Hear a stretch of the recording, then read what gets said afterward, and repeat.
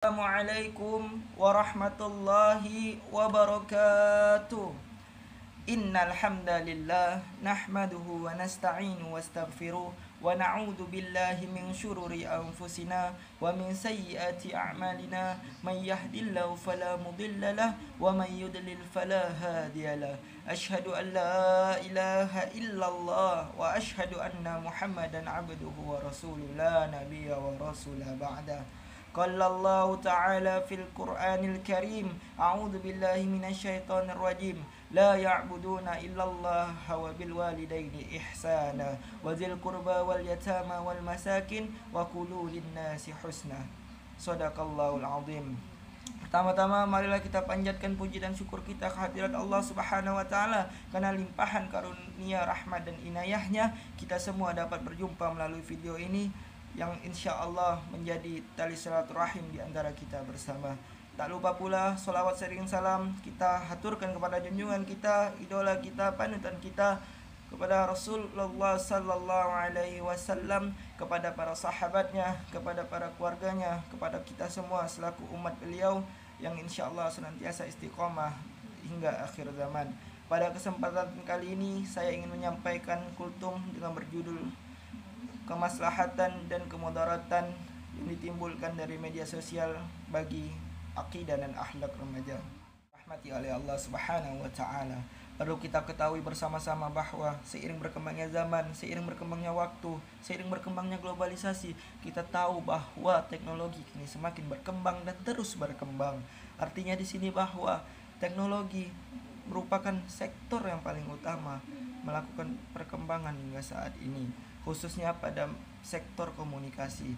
Di dalam sektor komunikasi sekarang ada yang namanya media sosial, yang dimana menjadi sarana komunikasi yang paling utama saat ini di dunia untuk mengakses seluruh informasi tanpa terhalangi oleh ruang dan waktu.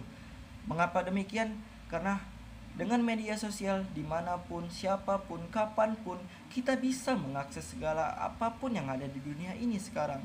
Dengan hanya duduk diam di rumah saja kita dapat menyerap seluruh informasi yang ada di seluruh dunia ini. Hadirin yang dirahmati oleh Allah Subhanahu wa taala.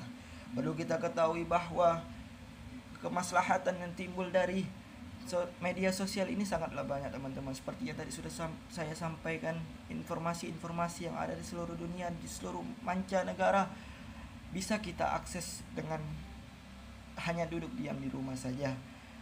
Di dunia bagian barat, di dunia bagian selatan, di dunia bagian timur, semua bisa kita akses dengan cepat, yang selalu baru dan diperbaharui oleh teknologi yang namanya media sosial. Di sini tidak hanya berupa informasi pula, berupa ilmu pengetahuan dan wawasan terhadap suatu hal juga pun, segala bidang, segala sektor juga ada. Mau itu ilmu pengetahuan mengenai ilmu agama, ilmu sains, ilmu sosial, ada semua di media sosial sekarang. Tinggal kita mengetik saja ingin mencari apa yang ingin kita cari, semuanya pasti dapat di media sosial. Itulah kemaslahatan yang ada pada media sosial itu sendiri. Namun di balik kebaikan pasti juga ada kemudaratan yang ditimbulkan oleh media sosial.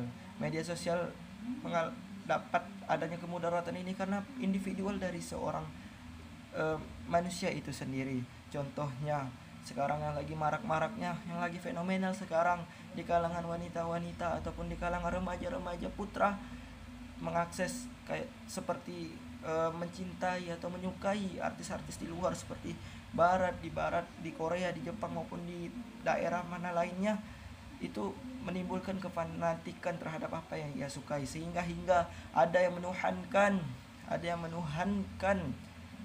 artis tersebut dibanding harus menuhankan Allah Subhanahu wa taala. Hal ini termasuk perbuatan syirik, teman-teman.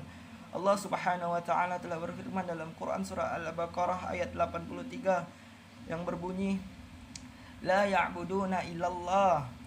Janganlah kamu menyembah selain Allah.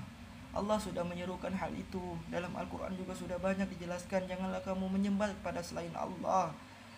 Allah di sini menyerukan untuk selalu menyembah kepada Allah Subhanahu wa taala, Tuhan yang Maha Esa, Tuhan yang memiliki segala-segalanya di dunia alam semesta ini. Allah yang menciptakan, Allah yang mengatur segala roda kehidupan yang terjadi pada alam semesta ini. Masya Allah. Jangan sampai kita terjerumus sampai ke hal yang sampai menuhankan artis tersebut. Na'udzubillah, tsumma na'udzubillah. Akidah yang tergoyahkan ini, yang terombang-ambing ini, menjadikan faktor utama perubahan akhlak yang terjadi pada diri setiap remaja. Mengapa demikian? Karena akidah merupakan pondasi utama dalam kehidupan, dalam diri sendiri untuk melaksanakan segala kehidupan. Akidah, keyakinan kepada Allah, keyakinan kepada Rasul, keyakinan kepada kitab, keyakinan kepada hari kiamat, itu semua diperlukan. 6 rukun iman itu diperlukan, teman-teman. Karena dengan keyakinan yang kita miliki, kita bisa berpegang teguh kepada Al-Quran dan Sunnah yang merupakan warisan dari Nabi Muhammad SAW. Dengan berpegang teguh dengan Al-Quran dan hadis, dengan sunnah Rasul, insya Allah kita memiliki kehidupan dan akhlak yang mahmudah, terus tidak mazmumah. Artinya kita memiliki kebiasaan yang baik, terus menerus tidak memiliki akhlak yang buruk. Akhlak merupakan kebiasaan, tanpa kita pikir pun kita sudah melakukan hal tersebut. Itulah yang disebut dengan akhlak. Insya Allah jika berpegang teguh dengan Al-Quran dan Sunnah, insya Allah segala kehidupan, segala roda kehidupan yang kita lalui, segala roda kehidupan yang kita jalankan, insya Allah sesuai dengan apa yang disyariatkan oleh Islam. Jazakumullah khair. Mohon maaf jika ada salah-salah kata atau pengucapan dari saya sendiri, karena kebenaran datang dari Allah dan kesalahan adalah dari saya sendiri.